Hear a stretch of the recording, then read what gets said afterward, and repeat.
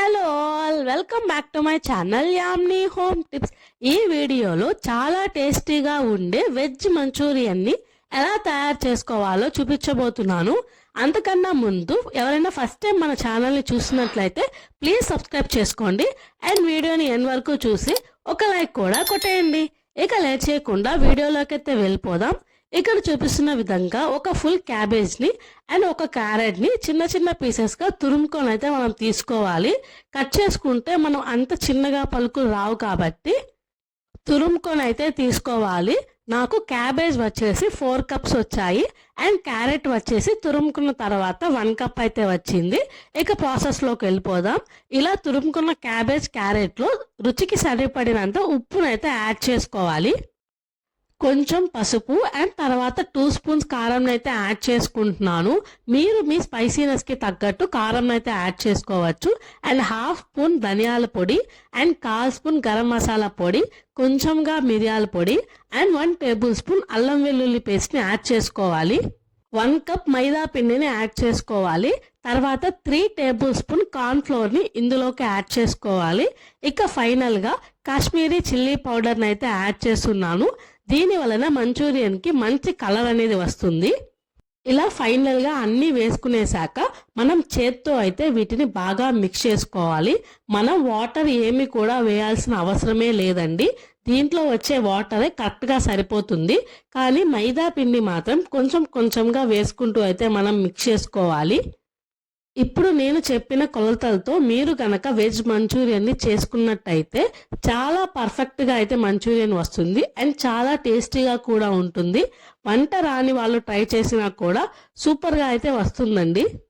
ఇలా చేత్తో క్యాబేజ్కి క్యారెట్కి మసాలా అంతా బాగా పట్టుకునేలాగా ఒక రౌండ్ ముద్దగా గట్టిగా అయితే మనం చేసుకోవాలి. వాటర్ అయితే ఒక్క చుక్క కూడా వేయాల్సిన అవసరమే లేదు. ఇలా చిన్న చిన్న బాల్స్ ఇక మనం డీప్ ఫ్రై చేసేసుకోవడమే. ఆయిల్ పెట్టేసుకొని ఆయిల్ అనేది హై ఫ్లేమ్లో పెట్టుకొని ఆయిల్ అనేది ఫస్ట్ బాగా మరిగించుకోవాలండి. తర్వాత మీడియం ఫ్లేమ్లో పెట్టుకొని ఈ వెజ్ బాల్స్ అనేది అందులోకి అయితే మనం వేసుకోవాలి. మనకి వెజ్ బాల్స్ అనేవి సిమ్లో వేగకూడదు, అలా అని హై ఫ్లేమ్లో కూడా వేగకూడదండి. హై ఫ్లేమ్లో పెట్టేస్తే కలర్ అనేది వచ్చేస్తుంది, బట్ లోపలైతే ఉడకదు. సిమ్లో పెట్టుకుంటే ఆయిల్ అనేది ఎక్కువ పీల్చుకునేస్తుంది. సో మీడియం ఫ్లేమ్లో పెట్టుకొని ఇలా వెజ్ బాల్స్ అయితే మనం అన్నీ అయితే డీప్ ఫ్రై అయితే చేసుకోవాలి. వెజ్ బాల్స్ అనేవి రెడీ అయ్యే లోపు సీక్రెట్ సాస్ అయితే ఎలా తయారు చేసుకోవాలో చూపించేస్తాను.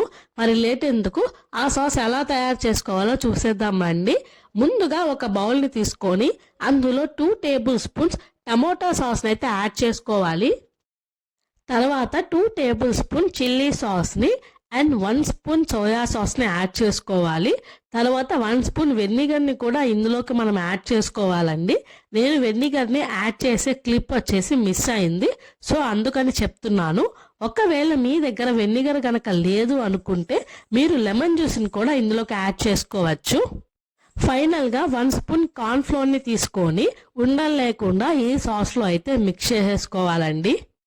అంతే, మనకి సూపర్ సీక్రెట్ సాస్ అయితే రెడీ అయిపోయింది. ఈ సాస్ వలన మన మంచూరియన్కి చాలా టేస్ట్ అయితే వస్తుంది. ఇది అయ్యేలోపు మన వెజ్ బాల్స్ అన్ని రెడీ అయిపోతాయి. చూడండి కలర్ అనేది ఎంత బాగుందో, ఆయిల్ కూడా ఎక్కువ పీల్చకుండా చాలా పర్ఫెక్ట్గా అయితే వచ్చాయి. ఇక ఫైనల్గా డీప్ ఫ్రై చేసేసుకున్న వెజ్ బాల్స్ అన్ని మనం ఒక బౌల్లోకి అయితే షిఫ్ట్ చేసేసుకోవాలి. ఇక ఫైనల్ స్టేజ్కి అయితే వచ్చేసాము. ఇప్పుడు మనం రెడీ చేసుకున్న వెజ్ బాల్స్తో మంచూరియన్ ఎలా తయారు చేసుకోవాలో చూసేద్దామండి.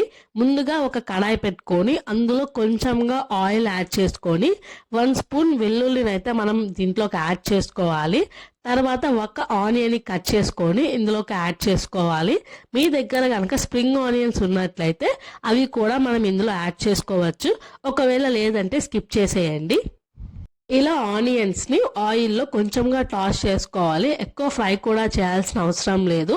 ఇక మనం ముందుగా రెడీ చేసి పెట్టుకున్న సాస్ని కూడా యాడ్ చేసుకొని కొంచెం కొంచెంగా వాటర్ వేసుకుంటూ అయితే దీంట్లోకి యాడ్ చేసుకొని ఫ్రై చేసుకోవాలి.